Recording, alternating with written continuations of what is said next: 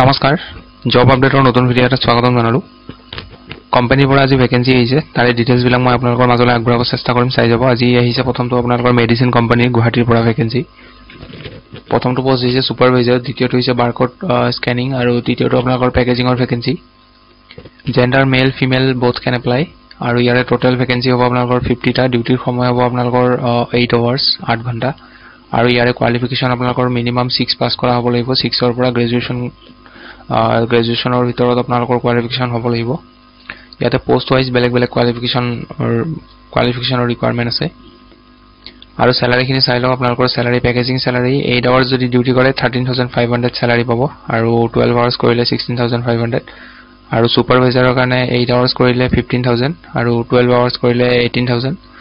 আৰু ইয়াতে সুবিধা পাব আপোনালোকে পিএফ আৰু ইএসআই পাব আৰু লগতে থকা আৰু খোৱা বিনামূলীয়াকৈ দিয়া হ'ব এটো অকল লৰাসকলৰ কাৰণে হ'ব ছোৱালীয়ে থকা আৰু খোৱাটো নাপাব আৰু দেওবাৰ আৰু উৎসৱসমূহত বন্ধ দিয়া হ'ব যিবোৰ হলিডে থাকে হেবোৰ হলিডেত আপোনালোকে অফ পাব কোম্পানী ফালৰ পৰা যদি ইন্টাৰেষ্টেড হয় তেতিয়া হলে এই নাম্বাৰটো দিয়া আছে এই নাম্বাৰটোত আপোনালোকে যোগাযোগ কৰি ল'ব বাকিখিনি তেওঁলোকে প্ৰসেস বুজাই দিব কি কৰিব লাগিব কেনেকৈ এপ্লাই কৰিব লাগিব বুজাই দিব এই নাম্বাৰত কন্টাক্ট কৰি ল'ব পিছৰ ভ্যাকেন্সিটো ওয়্যাৰহাউস এক্সিকিউটিভৰ ভ্যাকেন্সি দ্বিতীয়টো হৈছে আপোনালোকৰ ওয়্যাৰহাউস ম্যানেজাৰ স্যালাৰি দিয়া আছে 20000 সিটিসি ওয়্যাৰহাউস এক্সিকিউটিভৰ কাৰণে আৰু 40000 হ'ব ওয়্যাৰহাউস ম্যানেজাৰৰ কাৰণে এজ লিমিট 20 হ'ব লাগিব আৰু ম্যাক্সিমাম 40 বা 45 ইয়াৰ্স হ'ব লাগিব ম্যাক্সিমাম কোৱালিফিকেশন আৰু এক্সপেৰিয়েন্স খিনি বিষয় চাই লওক ওয়্যাৰহাউস এক্সিকিউটিভৰ কাৰণে 1 to 2 ইয়াৰ্সৰ এক্সপেৰিয়েন্স লাগিব আৰু কাম কি কৰিব লাগিব চাওক handles inventory material receipts dispatch stock records and audits সেইবোৰ বেসিক কাম আপোনালোকে কৰিব লাগিব আৰু কোঅৰ্ডিনেট কৰিব লাগিব with procurement and ensures proper storage basic computer skill required এইখিনি কাম কৰিব লাগে কম্পিউটাৰ জানিবই লাগিব তো কম্পিউটাৰৰ কাম এইখিনি জানা হ'ব লাগিব এইটো পোষ্টৰ কাৰণে এক্সিকিউটিভৰ কাৰণে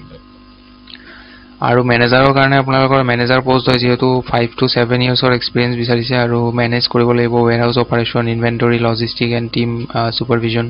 এনশ্योৰ্স material availability and cost control and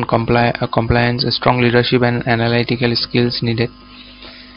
আপোনালোকৰ ইয়াতে ম্যান্ডেটৰী এটা পইণ্ট দিয়া আছে must have experience in the construction industry and be willing to relocate to the site আপোনালোকৰ ৰিলোকেট হ'ব লাগিব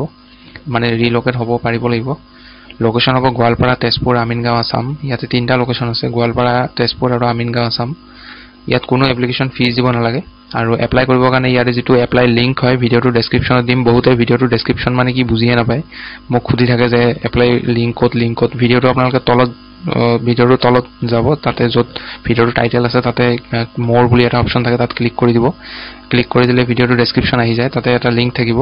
এই লিংকটোত ক্লিক কৰিব ক্লিক কৰিলে আপোনালোকৰ ফৰ্ম এখন আহিব ফৰ্মখন ফিল আপ কৰি কিনে এপ্লাই কৰি ল'ব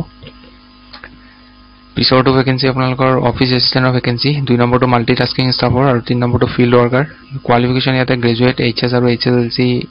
হ'ব লাগিব মানে অফিস এসিস্ট্যান্টৰ কাৰণে গ্ৰেজুৱেচন কৰা হ'ব লাগিব আৰু বাকি মাল্টিটাস্কিং ষ্টাফ আৰু ফিল্ড ওয়াৰ্কাৰৰ কাৰণে এইচএছএলসি বা এইচএছ পাস কৰা হলে এপ্লাই কৰিব পাৰে স্যালাৰি ইয়াতে দিয়া আছে পোষ্ট ওয়াইজ বেলেগ স্যালাৰি ইয়াতে হ'ব যদি ইন্টাৰেষ্টেড হয় তেতিয়া হলে ইয়াতে এটা নাম্বাৰ দিয়া আছে এই নাম্বাৰটোত আপোনালোকে বায়োডাটা সেন্ড কৰিব কল নকৰিব নাম্বাৰটোত ফোন কৰিলে কিন্তু আপোনালোকক শৰ্টলিষ্ট বা আপোনালোকক ৰেসপন্স নিদিব এই নাম্বাৰটোত আপোনালোকে বায়োডাটা পঠিয়াব আৰু লিখি দিব application for the post of জিটো পোষ্টৰ কাৰণে এপ্লাই কৰে বাকি যেতিয়া আপোনাক শৰ্টলিষ্ট কৰা হ'ব তেওঁলোকে কোম্পানী ফালৰ পৰা আপোনালোকক ইনফৰ্ম কৰা হ'ব